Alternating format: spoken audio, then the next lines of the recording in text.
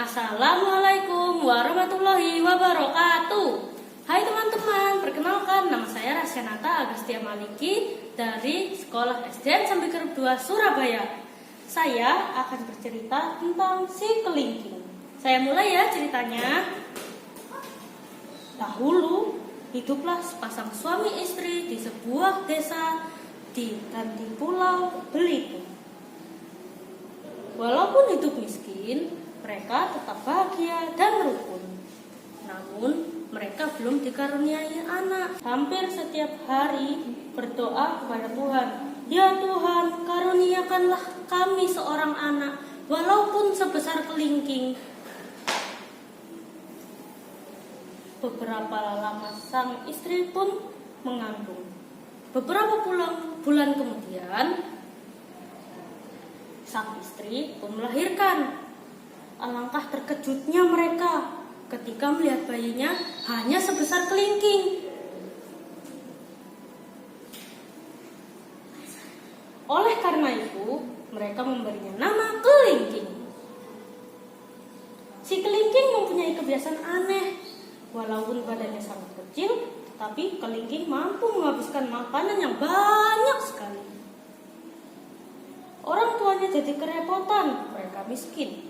Untuk makan sehari-hari saja susah. Ditambah kerakusan si kelingking, maka kesabaran mereka jadi hilang. Akhirnya mereka memutuskan untuk membuang jauh-jauh si kelingking. Pada suatu hari, sang ayah mengajak si kelingking ke hutan untuk mencari kayu. Setibanya di tengah hutan, sang ayah menebang pohon yang besar sekali yang diarahkan kepada anaknya. Beberapa saat kemudian, pohon besar itu pun roboh, menimpa si kelingking.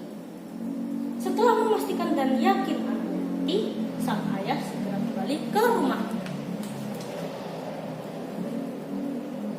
Mendengar cerita suaminya, sang istri pun menjadi lega. Mereka lupa bahwa perbuatan membunuh anaknya sendiri adalah perbuatan tercela. "Bang, mulai hari ini hidup kita akan jadi tenang," kata sang istri. Tiba-tiba terdengar suara terjakan dari luar rumah. Ayah, diletakkan di mana kayu ini?"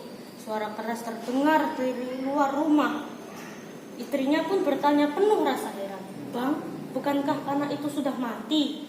tanya istrinya heran. "Ayo, kita keluar melihatnya," seru sang suami penasaran. Mereka sangat terkejut melihat si kelingking sedang memikul sebuah pohon besar di pundaknya. Setelah meletakkan kayu itu, si kelingking langsung lari ke rumah untuk mencari makanan di rumahnya. Karena merasa kelaparan, ia pun menghabiskan sebakul nasi.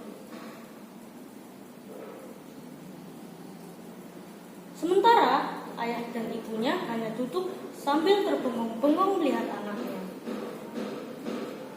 Tidak tahu apa yang harus mereka perbuat. Singkat cerita, meskipun sudah beberapa kali disingkirkan, tetapi ia tetap kembali dan kembali lagi. Mereka kehabisan akal untuk menyingkirkan si kelingking.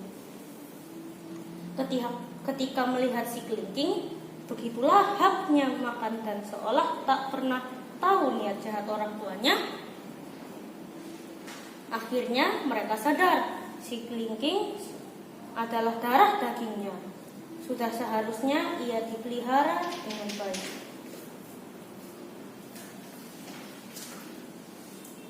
Sejak saat itu, mereka menerima keadaan si kelingking apa adanya. Ternyata keberadaan si kelingking sangat berguna. Dengan tenaganya yang besar sekali, si kelingking mampu melakukan pekerjaan yang berat.